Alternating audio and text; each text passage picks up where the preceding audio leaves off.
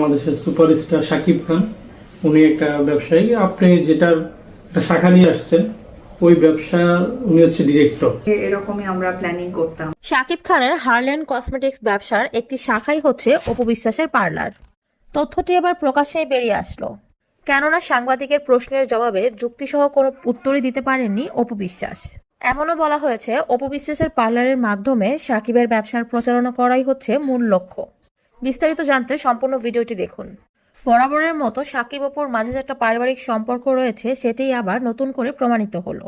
গতকালের প্রকাশিত একটি সাক্ষাৎকারে অপুর কাছে সাংবাদিকের প্রশ্নটি এরকমই ছিল যে রিমার্ক হারল্যান্ড কোম্পানির ডিরেক্টর হয়েছেন শাকিব খান। সেই প্রেক্ষিতে শাকিবের কোম্পানির একটি শাখা খুলেছেন অপু বিশ্বাস। বাংলাদেশের সুপারস্টার শাকিব খান উনি একটা ব্যবসায়ী। আপনি যেটার একটা শাখা নিয়ে আসছেন ওই ব্যবসা উনি হচ্ছে ডিরেক্টর।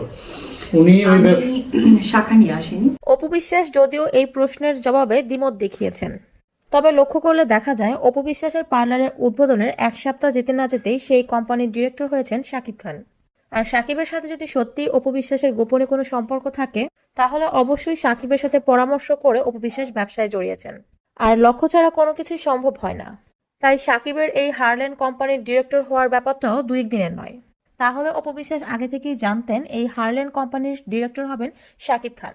তাই শাকিবের সাথে আগে থেকেই পরামর্শ করে রিমার্ক হারল্যান্ডের কসমেটিক্সের পণ্য দিয়েই নিজের পার্লার সাজিয়েছেন অপু বিশ্বাস। আর সেই প্রেক্ষিতেই শাকিবের হারল্যান্ড কোম্পানির একটি শাখাই হচ্ছে অপু বিশ্বাসের কসমেটিক্স পার্লার। এই কথাটি সম্পূর্ণই যুক্তিসঙ্গত, যে কারণে বলা হচ্ছে অপুর পার্লারের মাধ্যমে শাকিবের ব্যবসার প্রচারণা করাই হচ্ছে তাদের মূল লক্ষ্য।